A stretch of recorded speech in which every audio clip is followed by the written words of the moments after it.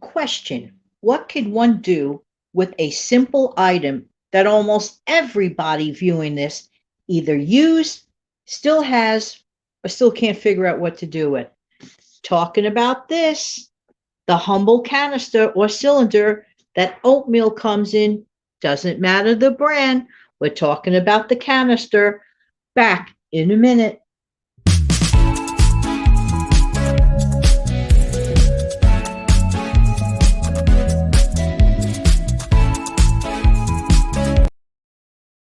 Hi, this is Jan from New York City, and my channel name is Jan from New York City Saves Money. Today, you're on my little tripod, which means that I'm using my little camera, and which means that my eyes might not be looking right at you because it's kind of hard to figure out where I'm supposed to look on this thing.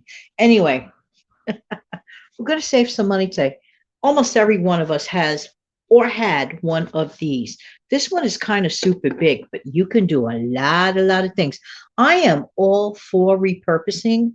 I don't know how you feel about repurposing. And this week I decided to take one item, and that's the humble oatmeal container, canister, cylinder, whatever. But I'm going to tell you what I currently do with my canisters. First of all, once you're finished with them, don't get rid of them. Keep a few. I'm not saying keep 20 or 30. Well, if you have the room, maybe. But honestly, keep a few, like 4 or 5. You'll be shocked and amazed of all the different things we could do. So the one thing that I always do is I keep my complete pancake flour in one of those. That automatically, that's a given. Okay.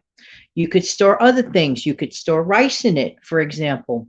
You could store boxed cereal in there if you want to save some space, because sometimes the rounded feature saves you some space instead of the big wide box type thing. Whatever it is, or if you just prefer it, you should just scoop it out of there. It's like so much easier. Okay. That's one thing. Another thing that's great to do with these boxes, let's say you make one of those fantastic oatmeal raisin cookies from this company. Okay, and if you can't find the recipes on here, let's see. Ah, look at this. Look at that. Look at that. Even Steve Young from the Steve Young 74 channel mentioned this, that you can flip the lid and you will find that recipe. Those are hidden treasures, by the way. Before I forget, I've done a couple of videos about that. Look carefully at the packaging of commonly used foods at home, and you will find a wealth of recipes. This classic recipe is so yummy, yummy. Steve mentioned once that he made a whole bunch of them for some type of an occasion. It might have been a Christmas party, if my recollection is correct. And you know what you could do with them? I think he did that. I'm not positive. Maybe he did, maybe he didn't. So I don't want to be quoted, but anyone could do this. Make a dozen or make a couple of dozen cookies. Put paper in between, parchment paper in between each level of the cookies. This is a great storage container and a take along with you. Or if you're going to do a birthday gift, okay, or a Christmas gift, all you have to do is wrap this up, the exterior, with wrapping paper or birthday paper or Christmas paper. To me, it's festive. Put a big bow on the top. There you go. I love my oatmeal containers. Just saying. Just saying. That's just a couple of uses, okay? So practical. I love things that you get more bang for your buck. You're saving the environment in your own way because you're, repurposing things. It's a great thing to do. Simple, simple, simple, but oh so useful. Another thing that you could do, you could get, contact paper to match your kitchen. And those like long kitchen utensils, you know what I'm talking about, like wooden spoons, spatulas, a slotted spoon, anything that's long and tall. Contact paper to match your kitchen, or if you don't want to match your kitchen, you just want a different pop of color to contrast your kitchen, for example. Very, very useful. And this is perfect because it's so long. Okay, so again, here we go again. Just saying. But one message about that.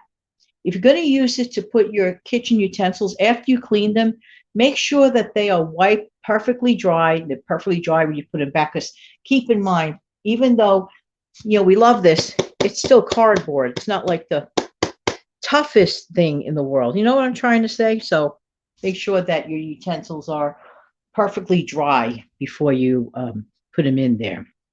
And another idea, again, coloring it with the paper or material.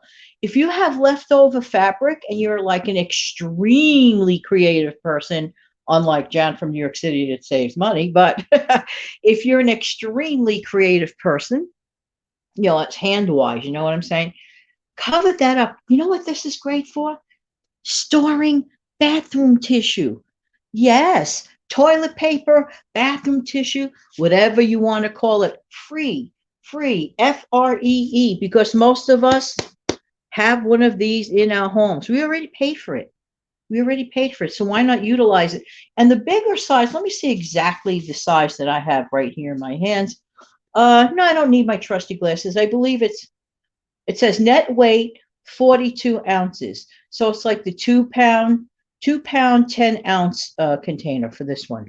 Huge. To me, I consider this a huge container. So there you go. Definitely, you could probably fit bathroom tissue in here. I'm looking at the width of this. So I don't know. But you can't judge by the camera either, because the camera does distort the size a little bit. But try it with one roll. See if it fits, Maybe it does, maybe it doesn't, but it's a thought, right? Bathroom tissue? What a thought. Another thing, in your garage, those like little, or even still in your kitchen, those, like those little annoying little things, the little things that you're like, oh my gosh, where am I going to put these, little things? Put them in there, okay? But you can label the outside of those little things and know what is in there. Another thing to hold in there are unopened, it's a thought, right? Unopened packages of batteries. And you could like make it brightly colored red or whatever bright color, so the family knows right away, instead of like scratching their head trying to figure out where are the batteries.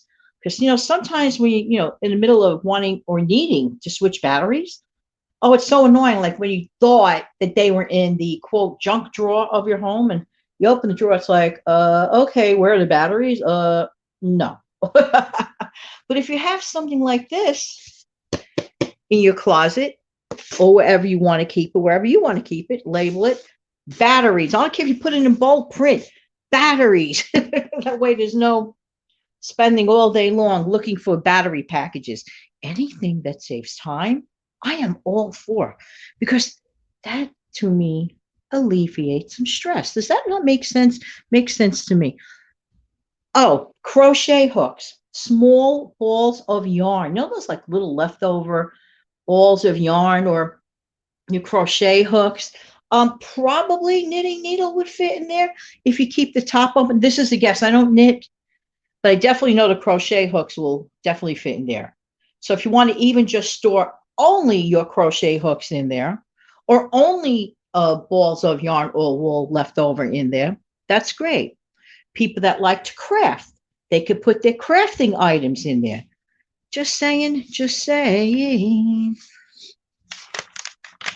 Now, here's the question. The question begs, what would you, or what do you use this container, type of container, oatmeal canister for? By the way, if you have a kid that's making a project at school, these are great for class projects. They really, really are. A nice little construction thing. You could do stuff with it. Let me know. You guys are so creative. I love hearing from you. Definitely give me some more tips and tricks. What would you do with an empty canister of oatmeal? Don't just throw it out. Don't. There you go. In the meantime, this has been Jan from New York City. Thank you so much for being here. I want to get my closing out music. Be right back.